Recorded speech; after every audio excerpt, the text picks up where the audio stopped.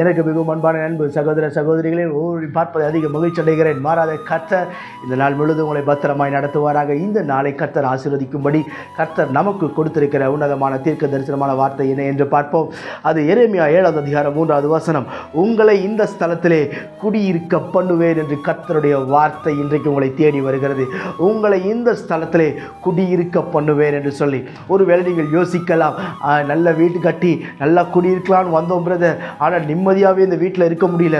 இந்த வீட்டில் வந்த நாட்கள் தொடங்கி தேவையில்லாத பலவீனங்கள், தேவையில்லாத செலவு, தேவையில்லாத அங்கலாய்ப்பு, தேவையில்லாத கடன் பாரங்கள் இப்படி எங்களை போட்டு நெருக்கி கொண்டிருக்கிறது. ஒரு இறைப்பாறுதல் எங்களுடைய வீட்டில் இல்லாதபடிக்கு நாங்கள் நிம்மதி இல்லாத சூழ்நிலை அலைந்து கொண்டிருக்கிறோம் என்று சொல்லி நீங்கள் யோசித்துக் கொண்டிருக்கலாம். என் அன்புக்குரியவர்களே, கர்த்தர் உங்களை பார்த்து சொல்லுகிறார், என்ன வார்த்தை பாருங்கள், இந்த ஸ்தலத்தில் உங்களை குடியிருக்க பண்ணுவேன் என்று கர்த்தர் கொண்டிருக்கிறார்.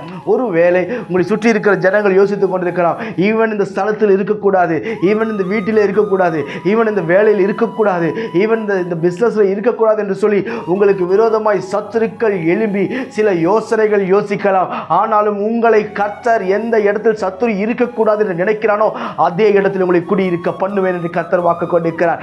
எந்த வேலையில் இருக்கக்கூடாது என்று சத்துரு எழும்புகிறானோ அதே வேலையில் உங்களை நிலைநிறுத்த அவர் போதுமானவராய் இருக்கிறார். எந்த குடும்பத்தில் நீங்கள் இருக்கக்கூடாது என்று யோசிக்கிறார்களோ அதே குடும்பத்தில் உங்களை நிற்க வைத்து கர்த்தர் உங்கள் தலை உயர்த்துவார் என்பதில் எந்த ஒரு சந்தேகமே இல்லை. கர்த்தர் நம்மை உயர்த்த வேண்டும், நமக்கு நம்முடைய வழிகளை சீர்படுத்த வேண்டும், நம்முடைய காரியங்களை எல்லாவற்றையும் வாய்க்க பண்ண வேண்டும் என்று சொன்னால் நீங்களும் நானும் செய்ய வேண்டிய ஒரு காரியம் ஒன்று உண்டு.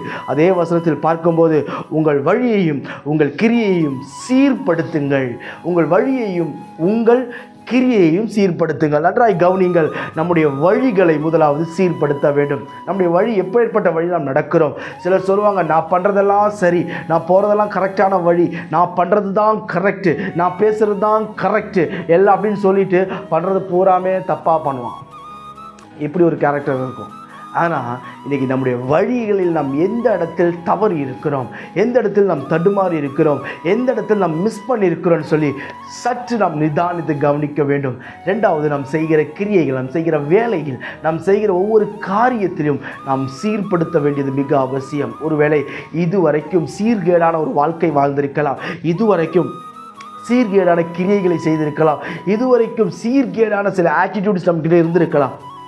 இன்றைக்கு அதெல்லாம் நம்ம சீர்படுத்திட்டு நம் கர்த்தருடைய கரத்தை பிடிப்போம். கர்த்தர் உங்களை என்ன செய்வார் தெரியுமா?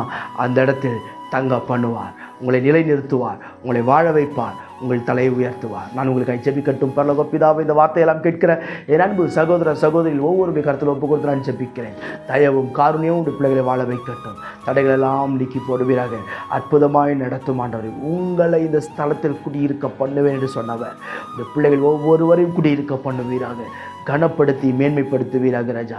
தடைகளெல்லாம் விலகட்டும், ஆச்சரியமாய் நடத்தும், நிம்மதியான ஒரு சூழலை கர்த்தரை கட்டளையிடும்படிக்கு நான் ஜெபிக்கிறேன். எல்லா சத்துருக்களின் எரிச்சல்கள் எல்லாம் இப்பொழுதே அடங்கட்டும் இயேசுவின் நாமத்தினாலே. இப்பொழுதே கிருபை வெளிப்படட்டும். இயேசுவின் நாமத்தில் ஜெபிக்கிறேன் எங்கள் ஜீவனுள்ள பிதாவே. ஆமென். God bless you.